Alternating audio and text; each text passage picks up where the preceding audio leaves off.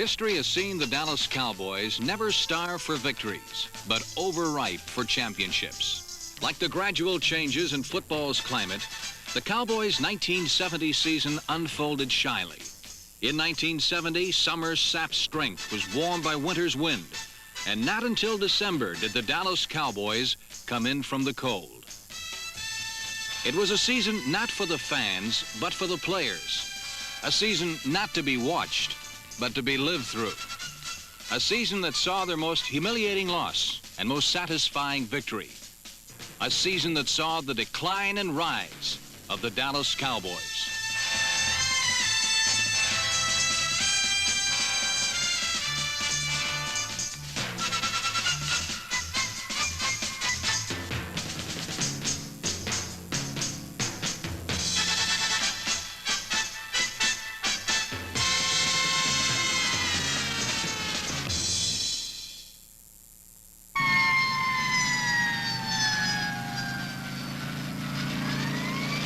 On January 17th, the Cowboys' season was ended by the Baltimore Colts in the Super Bowl.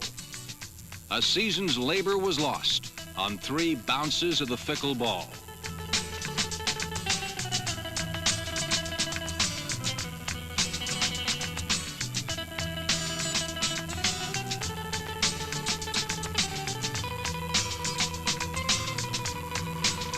It was the closest of all previous Super Bowls, and victory was not gained until the last 9 seconds, when Baltimore's Jim O'Brien kicked the winning field goal. But the story of 1970 was not the story of one game, but of a season that began for Tom Landry's Cowboys in late September in Philadelphia. Quarterback Roger Staubach took the Eagles' defense on a jagged, weaving ride on his revved-up roller coaster, and Dallas won.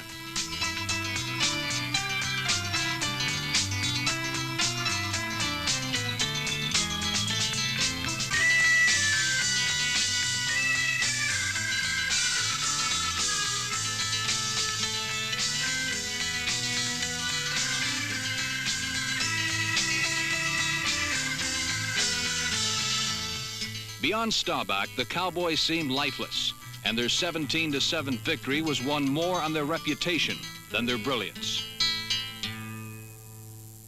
In Game 2, the challenge was Fran Tarkenton and the football giants. Since early training camp, Tom Landry sought to alter Dallas' style to a simpler offense, but it was the big play that beat New York, 28-10.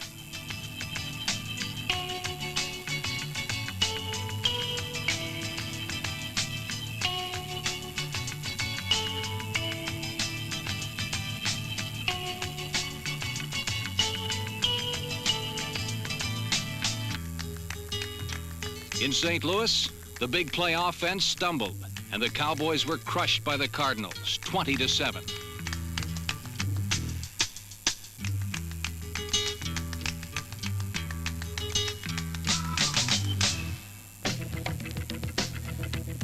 It came up rain in the season's 4th game. The Dallas defense reared its ugly head and shut out the Atlanta Falcons 13-0.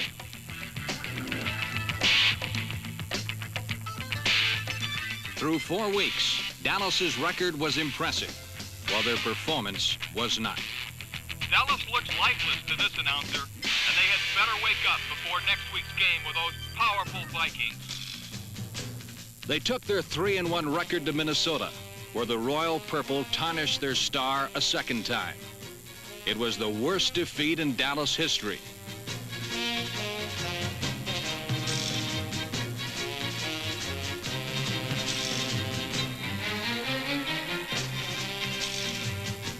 Though the Viking offense scored easily and often, their work was made easier by the Purple Butchers, who cut the Dallas offense to pieces.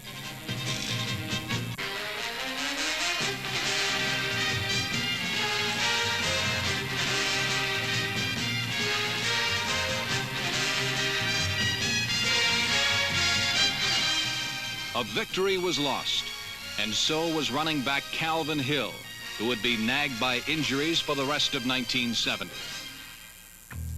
Rarely would Hill summon the skills that made him 1969's Rookie of the Year. Dallas would miss their sky pilot, freewheeling and free-falling, attacking a defense.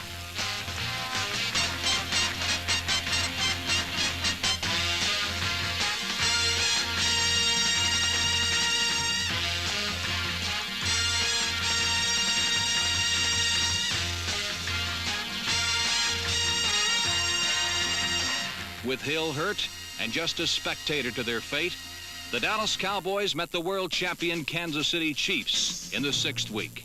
Something old and something new spurred the Cowboys' 4th win in 6 games. Rookie Dwayne Thomas' smooth stride spurned the Super Chiefs and eased the loss of Calvin Hill.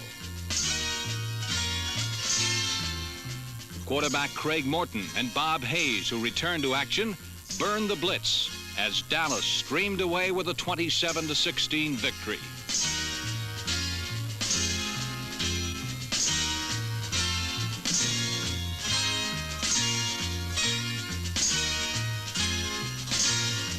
A rematch with the Eagles saw Lance Rentzel dust off Philadelphia's defense. Twice, Rentzel ran free and easy through the Eagles' leaky zone for scores, but Dallas was an undistinguished victor, 21-17.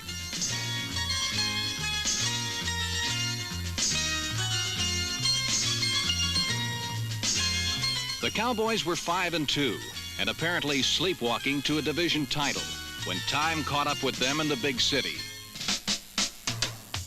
The Giants rode on Fran Tarkenton's blazing hot arm, and Dallas was branded losers again.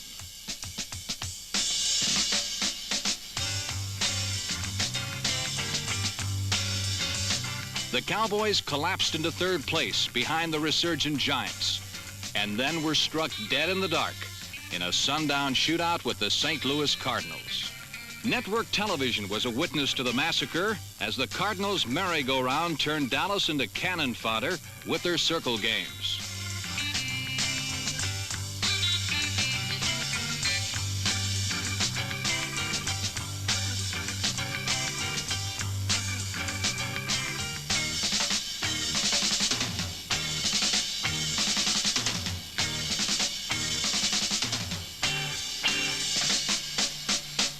In one night, Dallas endured a season's worth of frustration, shut out under the stars.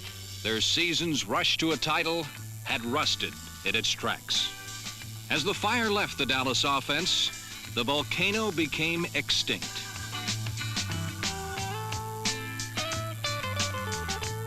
In the year the big play died, the defense still burned with a rage to win. Oh, come on, Dave! Oh, get him, get him! Hit him! Big down! All right, Dave, last down, let's go!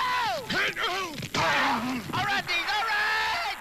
After 9 games, the defense was steadfast, but it was evident that if Dallas was to win, their waning offense would have to be revived. For years, the sophisticated Cowboy offense was designed not to rake, claw, and bully defenses, but to confuse and finesse them. It was not a matter of who had the ball, but where the ball was.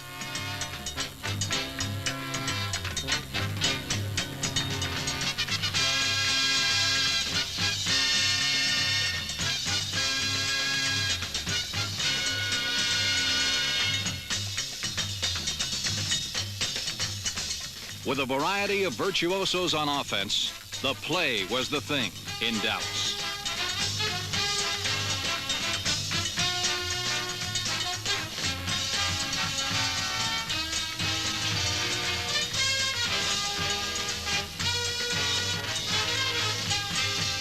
First downs were disdained for touchdowns, and for years the Cowboys were the highest scoring team in the pros. From anywhere on the field, the offense cranked up rainbows that exploded into touchdowns.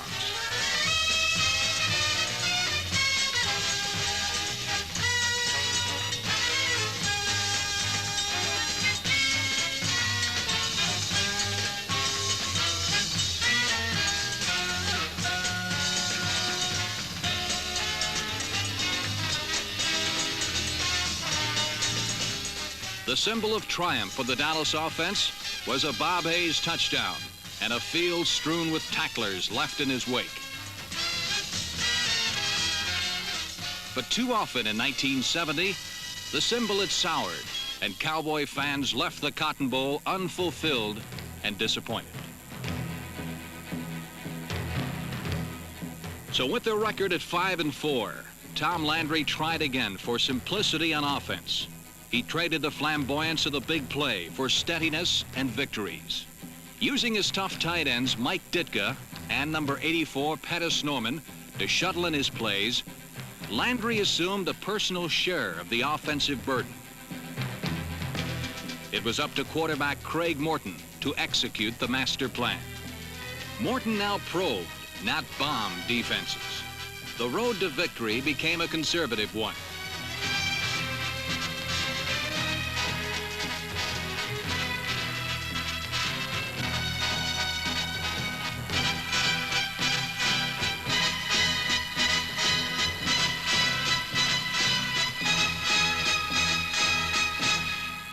However, the heart of Landry's plan was the running game. Using rookie Dwayne Thomas and the compact Bronkbuster from Oklahoma, Walt Garrison, Dallas began to outmuscle opponents. This strategy was ideally suited for Garrison, whose style is shorn of subtlety and constructed to dish out the havoc of a punishing running game.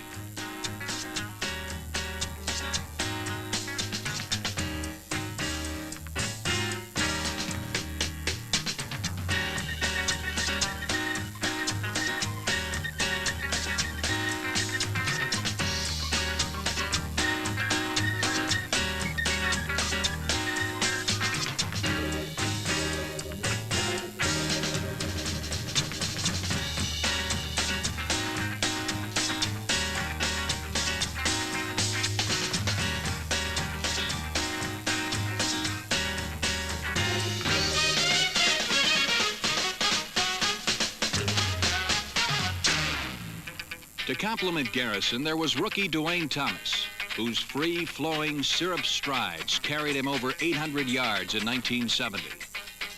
Thomas's rushing average was the best in football, and he became the brightest glow in football's most devastating running attack.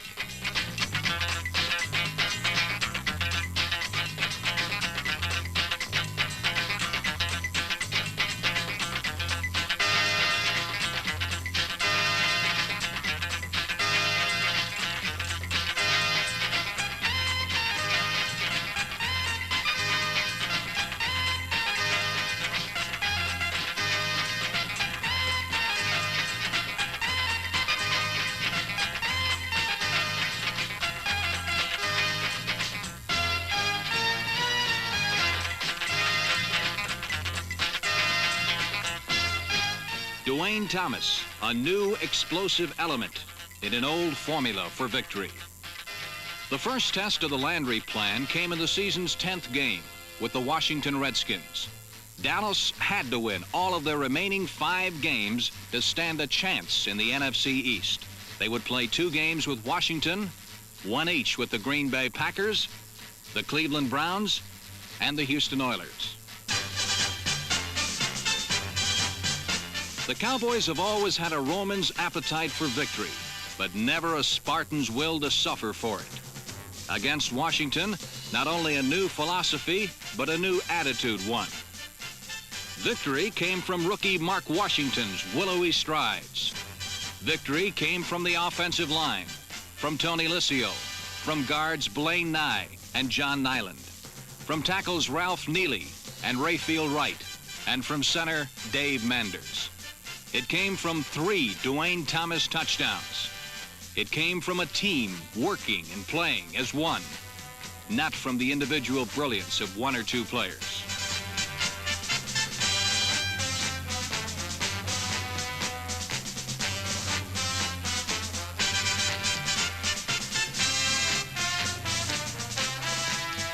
The second link in the chain of 5 came against the Green Bay Packers, and the Doomsday defense held them without a touchdown, and Dallas won 16-3.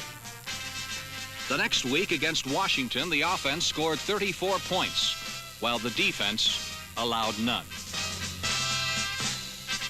the wrecking crew made their own breaks. Shut off the Redskins' deep receivers and devoured quarterback Sonny Jurgensen. Now it was Dallas gushing strength while the Cardinals and Giants faltered. Dallas came to Cleveland in the 13th week. The muck and mire dictated defense, and Dallas was savage.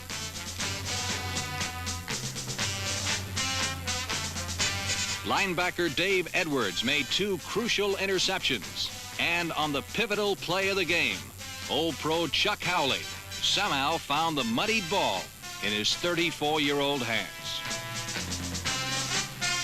Defense and a pair of Mike Clark field goals ensured a 6-2 win. Finally, on the season's last day, both New York and St. Louis crumbled. Dallas didn't.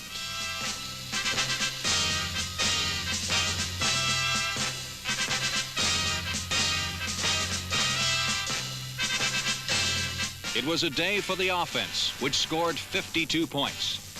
But most of all, it was a title for a team that was pronounced dead in November. It was a day that ended the most rewarding regular season in the Cowboys' 11-year history. Dallas had won the NFC Eastern Division in many ways. They had won by blocking and by passing. They had won on all-out hustle. They had escaped to win. They had won by running. They had won by kicking and by blocking kicks. They had learned to win with position football. They had won with a flair.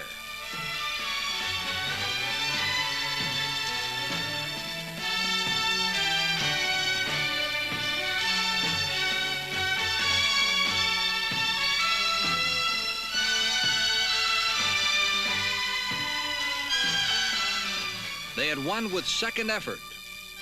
But most of all, they had won by defense.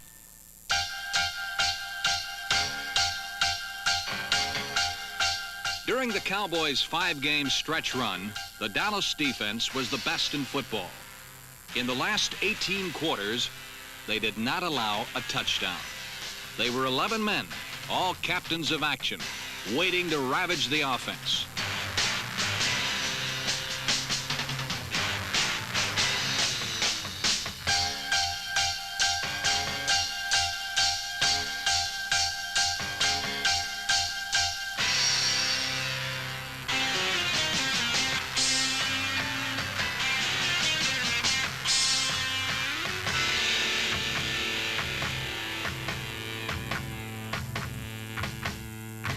The soul of the Dallas defense were the 4 men who jousted in the often forgotten battles deep in the dirt. From the outside came 10-year veteran George Andre, number 66, and young Larry Cole, number 63. While they supplied the fire, veteran tackles Bob Lilly and Jethro Pugh supplied the fury. Pugh's trademark is flat-out quickness to the pocket or to the man running free in the open field. He was a pathfinder, a tracker, a stalker of quarterbacks.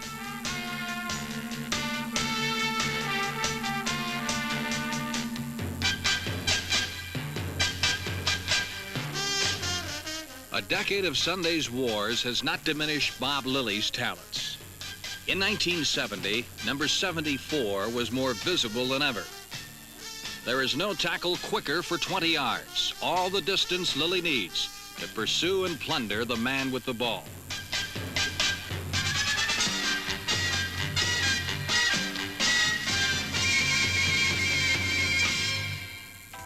Behind the front 4 were the linebackers.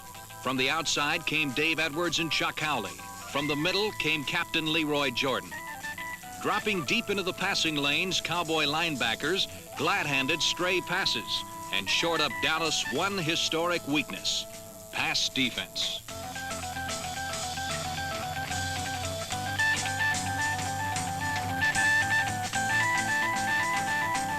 The deep defense was manned by 3 All-Pros, Mel Renfro, Herb Adderley, and Cornell Green.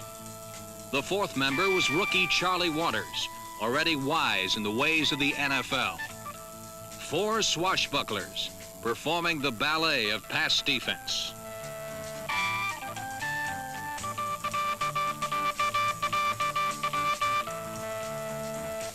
A powerful offense, a devastating defense. A match set of bookends to test the Detroit Lions in the playoffs. God dang it, let's go! Go back! Come on now! Get over! Against Detroit, it was not a day for offense, but another day for the defense. Come on, D, let's go, baby! All right, D, let's go defense, baby! Come on, people! Come on, hold them!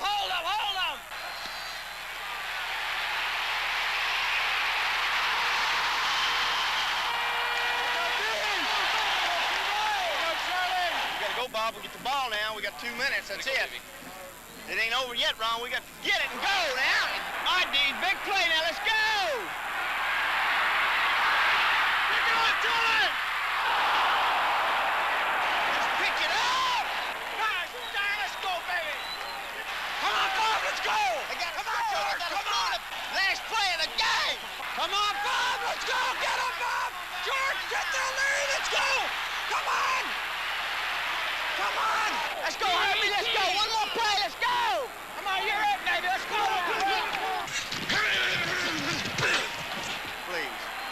Please.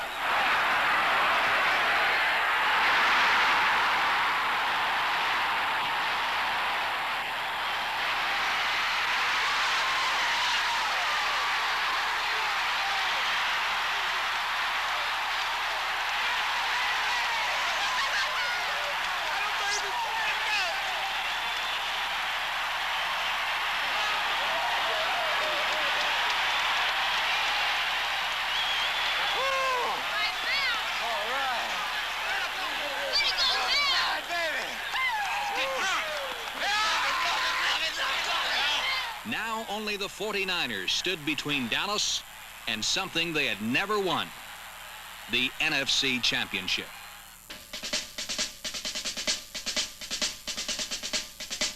In San Francisco, a season's struggles bore sweet fruit. The defense broke open a 3-3 tie by twice turning over the ball to an offense that converted these gifts into touchdowns.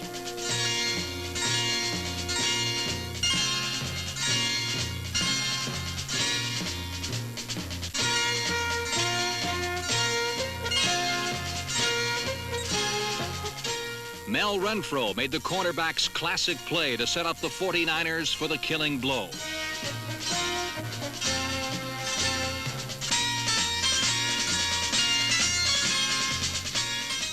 A first down pass from Craig Morton to Walt Garrison bent the will of San Francisco. And with time dying, the doomsday defense broke John Brody's last straw, and Dallas won 17-10. For the first time, another team walked off in sorrow, while the Dallas Cowboys took the magic carpet ride of champions. For Dallas, the third day of January 1971 was truly Happy New Year!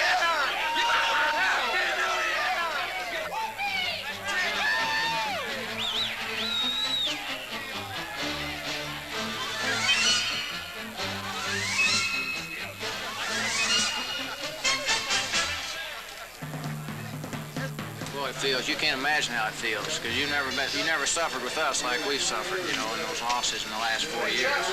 It's a great reward for these fellows who worked so hard to get there.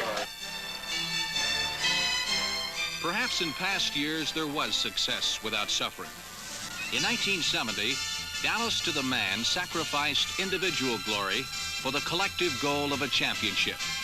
It was the year the team won, a year that saw the decline and rise of the Dallas Cowboys.